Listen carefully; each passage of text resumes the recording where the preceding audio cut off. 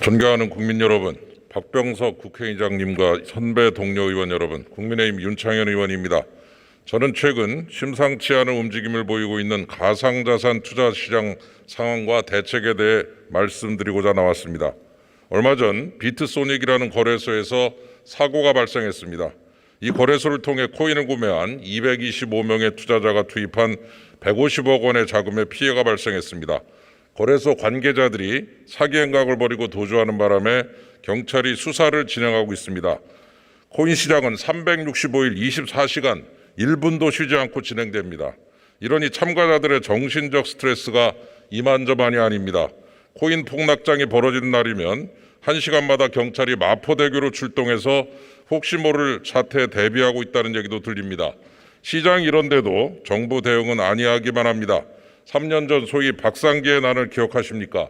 모든 거래소를 폐쇄할 수도 있다. 이 발언 이후에 코인 가격은 폭락했습니다. 그런데 정부는 관계부처 회의를 통해서 코인은 화폐도 아니고 자산도 아니다. 아무것도 아니다라는 식으로 공언했습니다.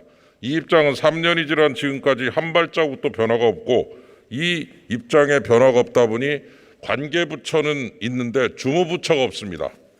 필요한 입법도 이루어지지 않아서 제대로 된 행정 서비스도 제공되지 않고 있습니다. 이 와중에 정부는 소득세는 걷겠다고 나섰습니다. 국민들께서는 행정은 엉망인데 세금만 걷으면 되냐며 분노를 표출하고 계십니다.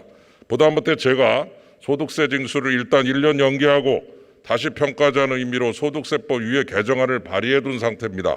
존경하는 국민 여러분, 자금의 가상자산 문제는 정부의 무책임, 무대책, 무방비, 산물을 적나라하게 보여주고 있습니다.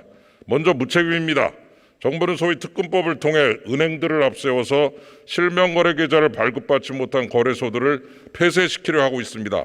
9월 24일까지 신고를 마쳐야 되는데 이 과정에서 억울하게 문을 닫게 되는 중소형 거래소가 생길지 않을까 매우 우려되는 상황입니다.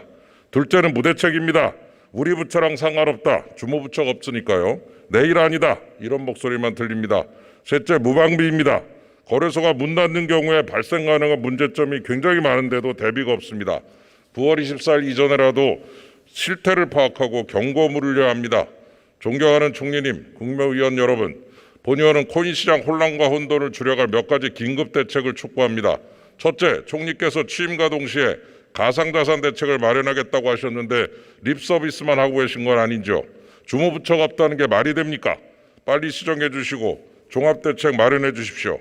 둘째, 가상자산 시장 실태 파악에 나서야 합니다. 9월 24일까지 앉아서 기다리기만 해서는 안 됩니다. 신속하게 나서야 합니다. 셋째, 검찰과 경찰이 나서야 합니다. 일부 거래소들은 소위 벌집계좌라는 계좌를 만들어 놓고 그 계좌 안에 고객돈과 법인돈을 섞어 놓고 있습니다. 이들 거래소 중 일부가 불법 행위를 한다면 이 계좌에서 돈이 인출될 것이고 이 경우에 의심스러운 정황이 포착될 것입니다. 금융정보 분석원 FIU는 이 자료를 관계기관과 실시간 공유하고 피해 방지 대책을 발동시켜야 할 것입니다. 넷째, 전국의 가상자산 관련 수사를 공개 수사로 전환해 주시고 수사 결과를 국민들께 보고해 주십시오. 비트소닉 사건은 4.7 재보궐선거 2달 전에 벌어진 사건이었고 피해 규모도 상당했는데 수사가 지지부진합니다. 혹시 선거 때문은 아니었는지 피해자들은 궁금해하며 답답해하고 있습니다. 제가 여기에 오기 전에 알아본 바로는 지금 관련된 사건들이 자꾸만 증가하고 있고 여러 가지 면에서 문제가 발생하고 있는데 빨리 대책이 필요합니다. 2030 세대가 정말 많이 이용하고 계십니다. 이분들 정말 힘듭니다. 밤에 잠을 못 잘 정도입니다. 눈앞에서 몇백만 원, 몇천만 원이 왔다 갔다 할 때 우리 젊은 세대가 잠을 이룰 수가 없고 그러니 본업에 충실하지 못한 채 힘들어하고 있는 모습까지도 나타나고 있습니다. 이런 이용자들이 고통받지 않도록 함께하며 저희 국민의힘이 국민들께 힘이 되어드릴 수 있도록 최선을 다하겠습니다. 감사합니다.